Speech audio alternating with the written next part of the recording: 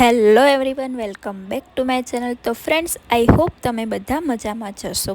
તો આજે હું તમારા માટે સરસ મજાના કેપ્સિકમ બટેકાના શાકની રેસીપી લઈને આવી છું। તો કેપ્સિકમ બટેકાને આપણે એકદમ આ રીતે સુધારી લેવાના છે। ટામેટાં અને લીલા મરચાંને પણ આ જ રીતે ઊભા શેપમાં સુધારી લેવાના છે।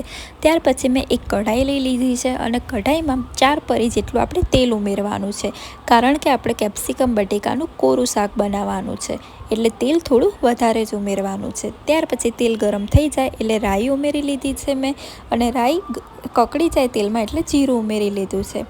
પછી જે આપણા રેગ્યુલર મસાલા હોય છે, જેવા કે મરચું, હળદર, મીઠું, ધાણા જીરું પાવડર, તેને આપણે શાકમાં આ રીતે પહેલાં જ ઉમેરી લેવાના છે, કારણ કે આ રીતે ઉમેરવાથી શાકમાં આપણે બરાબર મસાલાનો એકદમ ટેસ્ટ આવી જાય છે। મસાલાને કોઈ દિવસ ડાયરેક્ટ તેલમાં આપણે નાખવાના નથી, તેનાથી મસાલા તેલમાં બળી પણ જાય છે અને પ્રોપર જે ટેસ્ટ હોય છે તે તેમાં આવતો નથી। હવે તેલમાં મેં જીરું અને હિંગ ઉમેરી લીધી છે, અને ત્યાર પછી આપણે બધા જ વેજીટેબલને આ રીતે તેલમાં ઉમેરી લેવાના છે, અને ગેસ ધીમો કરીને મસાલા સાથે વેજીટેબલને મિક્સ કરી દેવાના છે।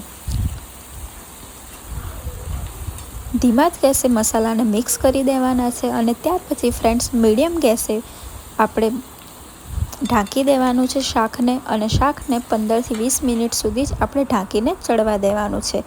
તો આપણું આ શાક 15 થી 20 જ મિનિટમાં ફ્રેન્ડ્સ તૈયાર થઈ જાય છે, અને આ શાક ખાવામાં પણ ખૂબ જ સરસ લાગે છે। તો થોડી વારમાં આપણે શાકને આ રીતે હલાવતા રહેવાનું છે, અને ત્યાર પછી તેને ઢાંકી દેવાનું છે। તો હવે આપણું શાક સરસ મજાનું તૈયાર થઈ ગયું છે।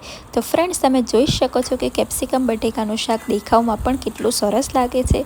આ શાક જેટલું દેખાવમાં સારું બન્યું છે, તેટલું તે ખાવામાં તો ખૂબ જ સરસ બન્યું હતું। તમે કેપ્સિકમ બટેકાનું શાક આ રેસીપીથી ઘરે એકવાર તો અવશ્ય બનાવી લેજો।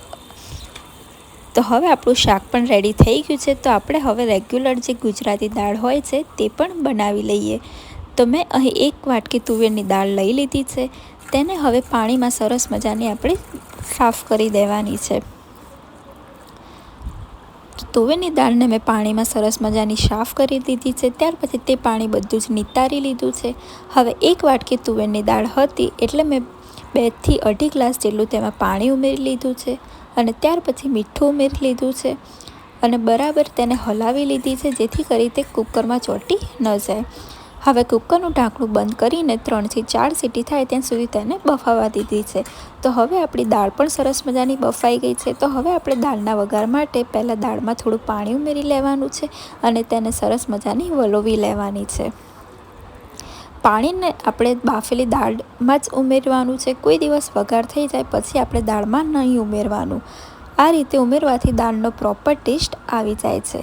હવે દાળને વલોવી લીધા પછી તેમાં જે આપણા રેગ્યુલર મસાલા હોય છે, હળદર, મરચું, ધાણા જીરું અને થોડું મીઠું ઉમેરી લેવાનું છે। ત્યાર પછી મેં ટામેટાં ઉમેરી લીધા છે, અને લીલા મરચાં ઉમેરી લીધા છે।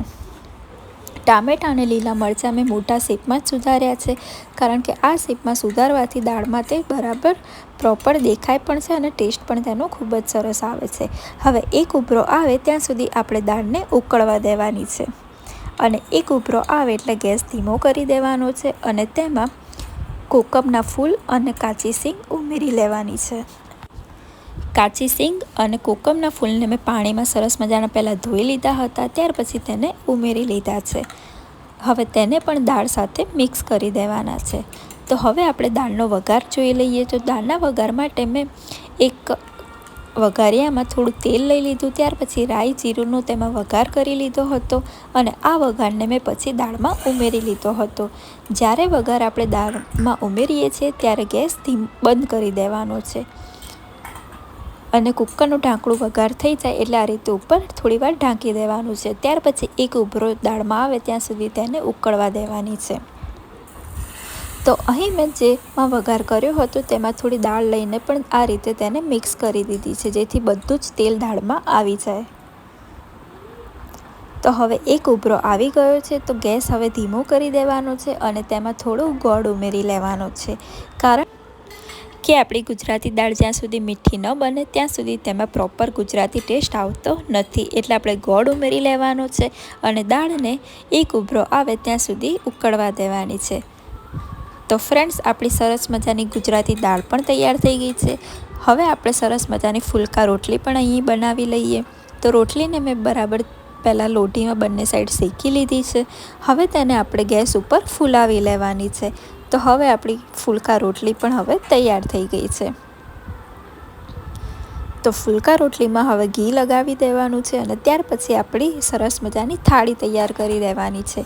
તો આ રેસીપી તમને કેવી લાગી તે મને કમેન્ટ કરીને અવશ્યથી કહેજો અને ચેનલને લાઇક અને સબસ્ક્રાઈબ કરવાનું ના ભૂલતા. તો ફ્રેન્ડ્સ, થાળીમાં મેં કેપ્સિકમ બટેકાનું શાક, દાળ ભાત અને સલાડમાં કાકડી, ડુંગળી, ટામેટાનું કચુંબર, થોડી કેરી લઈ લીધી હતી અને